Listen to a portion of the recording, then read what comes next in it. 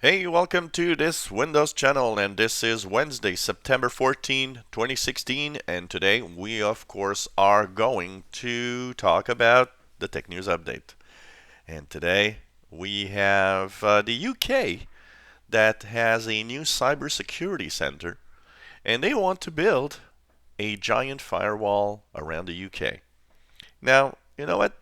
When I think about that, it's kind of scary. Now, the idea behind it for them is hey, by building a giant firewall, we'll be able to block cyber attacks.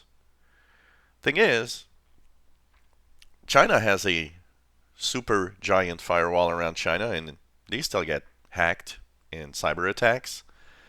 So it shows that, first of all, the idea behind this, even though interesting, is kind of a little simple. But what's scarier is if you build a giant firewall around a country like the UK, won't the government be tempted to start, I don't know, shutting down websites they don't want people to see, or blocking some types of traffic, or I don't know. This is a scary thing, and I'm not sure it's that great of an idea. Well, Adblock Plus, some users are now really getting a little mad at Adblock Plus for a very simple reason. Adblock Plus, it already was known that they get paid, for example, for some Google ads to go through. But now it seems that they are opening up this market of hey, let's have acceptable ads. Let's have a market where people and companies and everybody wants to pay, and we'll let these ads go through.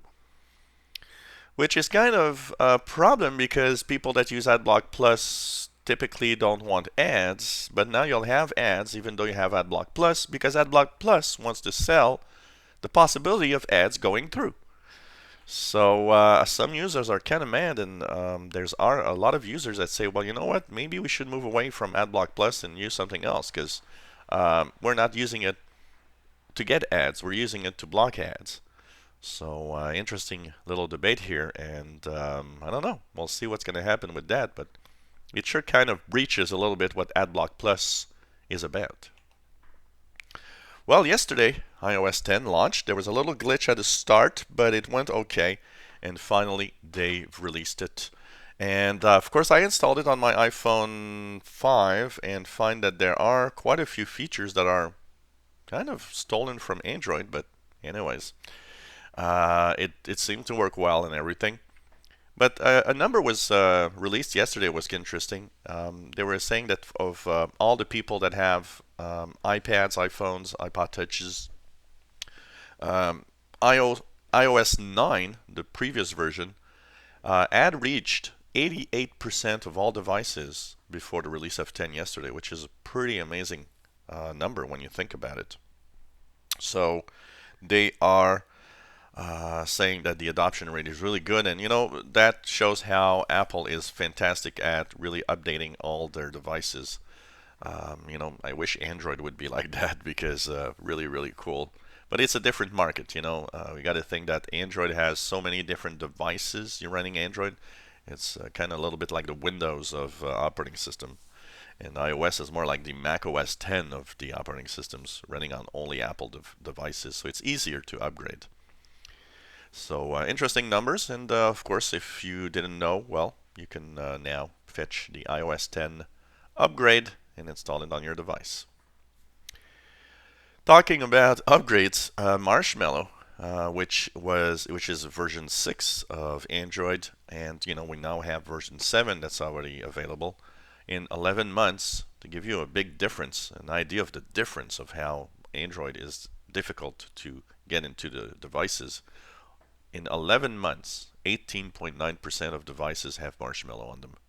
Only 18.9%. That's pretty amazing. And it shows how difficult the upgrade with Android versions is. So basically, really, really not that much integration. And a lot of people are still on, like Lollipop, Android 5. And I've seen a lot of clients that have tablets and devices that are on version 4. Kind of not really super interesting because in the security side it could be a little dangerous.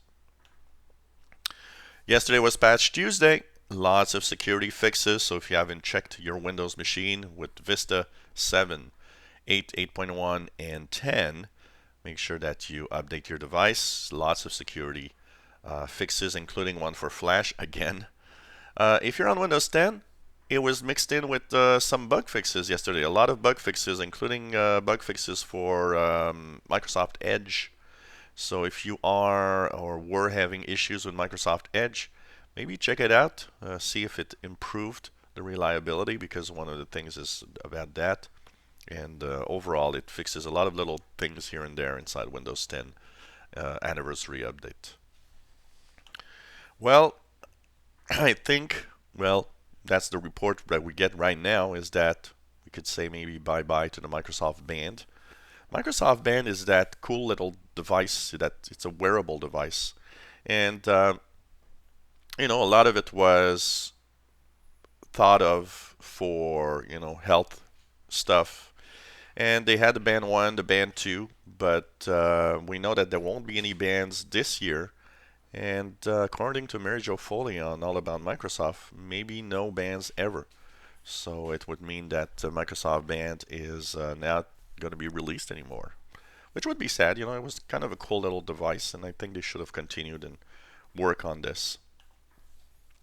And finally, Google offering $200,000 in a hacking contest to hack Androids and find flaws. So basically, this is something that they do regularly, and offering money for all sorts of hacking flaws or all sorts of flaws in the operating systems. And of course, the idea behind this is to make Android as safe as possible.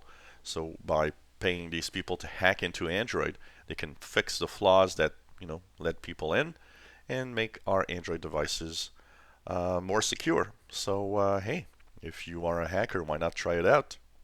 $200,000 could be yours.